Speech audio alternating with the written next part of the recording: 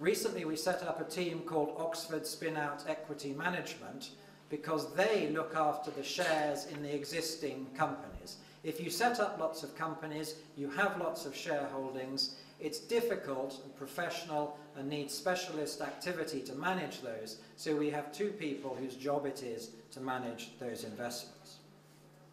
But I now want to talk a little bit about Oxford University Consulting, because I think consulting is one of the really important ways that a university can engage with industry, government, business, society generally. And we are very active in finding opportunities for consultants from the university to work elsewhere. So we find people who work in technology industry, but also things like the United Nations, the BBC, and all sorts of different forms of outreach. And then we set up ISIS Enterprise to help develop technology transfer activities in other places. And I particularly wanted to mention this today, just in the context of the work we are doing with the Fundación, and I apologize for my pronunciation, the Fundación Pedro Barrié de la Maza. I hope you know what I mean. Next week we are doing a training course in A Coruña on technology transfer with the Fundación, and we are also working with them on developing seed funds, investment funds for the Galicia region to help commercialize and develop technologies. So we are, in ISIS Enterprise, we have a growing relationship with the Fundación and with Galicia, and we're delighted to be doing that.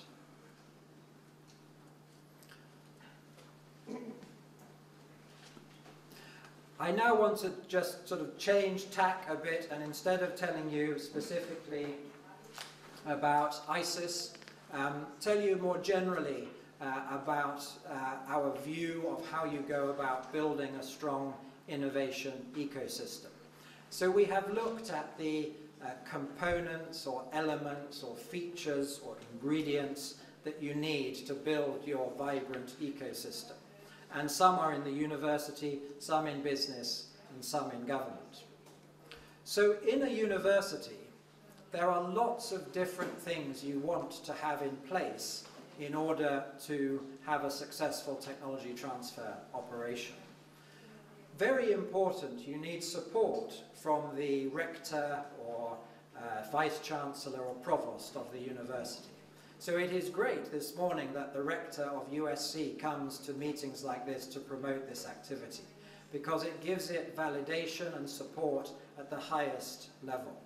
You obviously need strong research activity, you need clear policies, you need somebody looking after the relationship between the people who fund research and the university, so you know who owns the intellectual property. You want proof of concept funds, you need a tech transfer office. So just within the university, there are a lot of things that you need. This is not easy. It is difficult and takes a long time to build this. And, excuse me.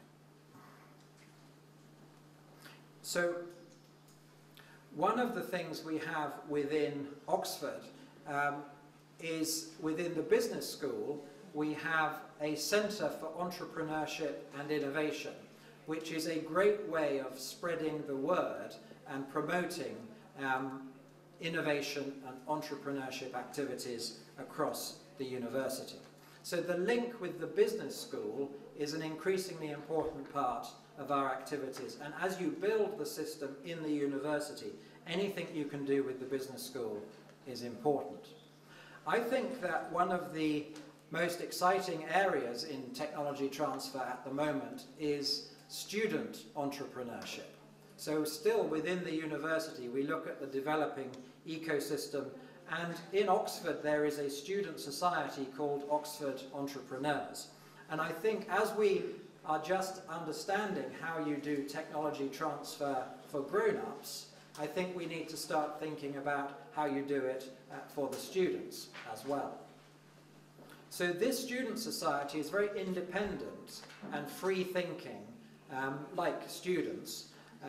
So how you work with them is quite important. They have an incubation center in the university.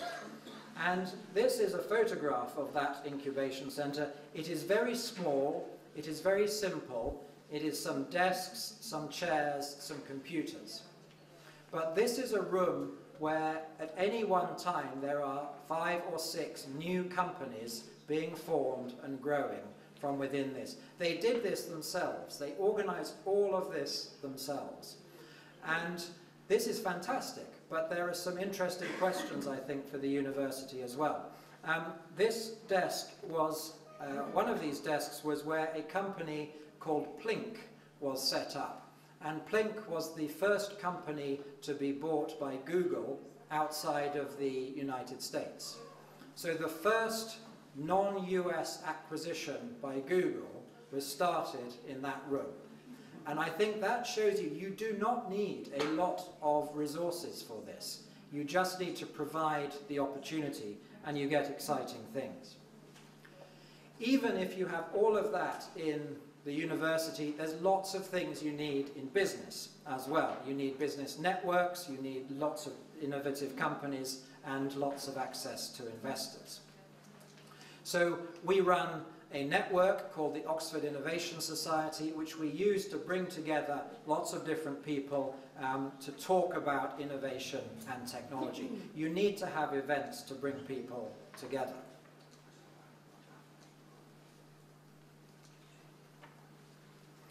One of the ways you can view this ecosystem is think of it as the rings of the onion.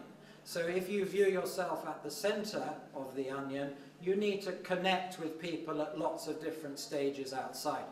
Innovative companies, other universities, professionals, bring all of these people together because you need to understand how you get from the center out to the edges. Now, even if you have everything in the university and you have lots of good business networks and lots of good companies, the government can have a very important role to play. And there is a saying in the Bible, which is, "The Lord giveth and the Lord taketh away." And I hope it's all right to say this in this distinguished religious capital that we are in. And I translate that into "the government giveth and the government taketh away." So the government giveth with lots of grant schemes and lots of ways of deploying money, and the government taketh away with taxation.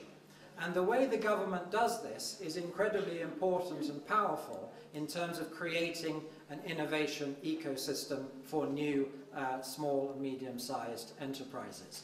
So the government actually is very important, and lobbying government is important in this regard. So just to conclude, this is what we do. We connect the towers of the university with the towers of industry. And if you have no technology transfer capability, there will be some interaction, but it will be unmanaged, chaotic, and who knows what the benefits to the university will be. So if you place a technology transfer office in the middle, you get more interaction, more benefit for the scientists and for the university. And I think it is worth reminding ourselves why we do this. Yes, we want to make lots of money, and yes, we do make lots of money, but also we want to get technologies out of the university. We want to innovate them. We want to see the successful commercialization of new ideas. And why are we doing this? We are doing this for the benefit of people. And it is quite helpful to remind ourselves of this from time to time.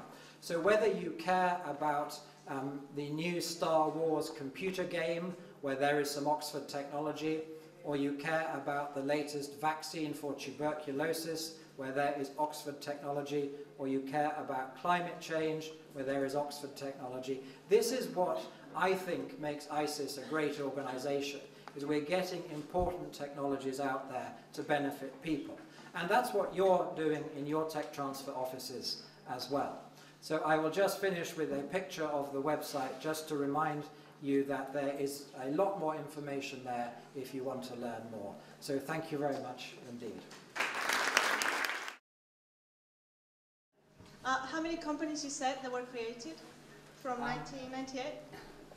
56, sorry, well, 57 in the last 10 years. And what is the main, is there like a main territory or? Sort of technology field? Not really.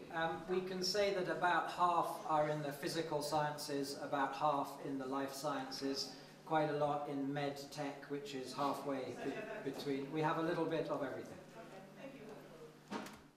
You have referred in a slide to the ISIS project manager. Do you have any scheme for interim management, coaching, or anything else from your organization to provide this kind of personal support to the new companies? So we view this a little bit like the children growing up and leaving home.